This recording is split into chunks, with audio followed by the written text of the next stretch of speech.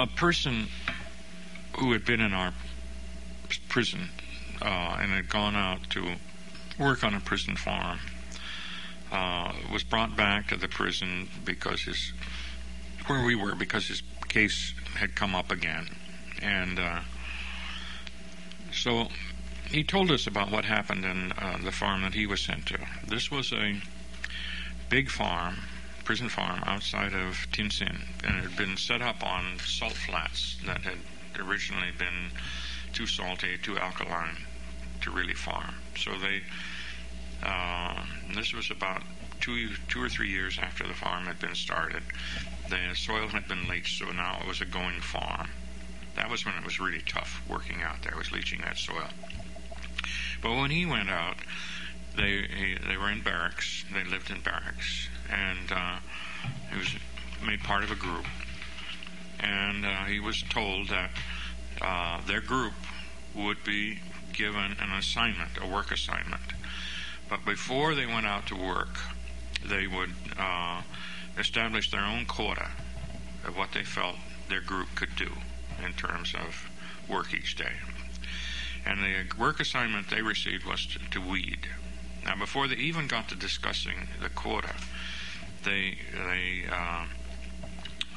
were asked to discuss weeding, how you weeded or wed or whatever, and how you why it was important and so on. And this discussion went on for a long period of time until they had gotten to the point where they not only knew what they were supposed to do, but they had come to at least say that this weeding was extremely important, that the whole future of China and the new China depended upon it, because of, anyway. Then they discussed the quota. Well, this took endless hours because they didn't want to, if they cut it too low, well, they were told also that if they made their quota, they would be given a small financial reward. And, of course, if they consistently met their quota, this meant that their work attitude was good, and this would help toward getting their sentence reduced. So it was very important for them to make this quota. So then they discussed the quota. Well, they didn't want to set it too low because then that wouldn't show good. But if they set it too high, they wouldn't make the quota. So this was a very difficult problem. Anyway, they finally set their own quota, and then they went out to weed. Well, of course, they found that the correct way to weed is, you carefully get the roots and the stems. But they also found this was rather slow, and along about mid-morning they would look up and see all that they had left to do. So they would gradually start picking up the speed, and that meant, of course, just getting it. Pretty soon they were just taking the tops off the weeds as they went along.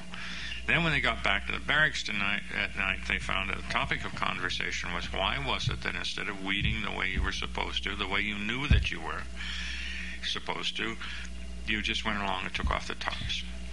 And of course there was only one answer, that you didn't give a damn about weeding, about doing the work. All you cared about was getting that reward and making the quota.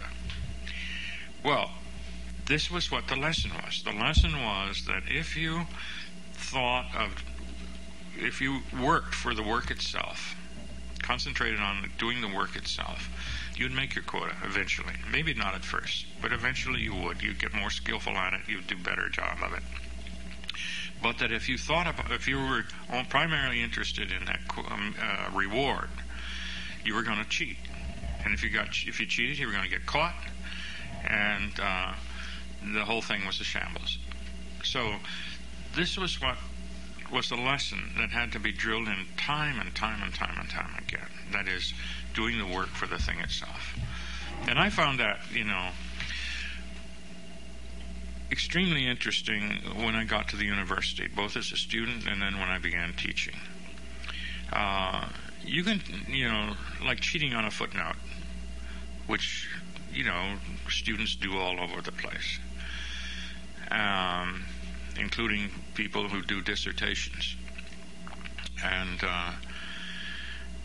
the thing about it was that I had had enough exposure that I just never could do it. I just never felt comfortable I could get away with it. It wasn't a question of not being able to get away with it, but it was just that not looking something up, taking somebody else's footnote and accepting that as right without looking it up, the text up. Well, 95% of the time is perfectly all right. The other 5% of the time, nobody's going to catch it anyway. But I just never could feel comfortable about doing that, having gone through this experience in China. And plus, my professor that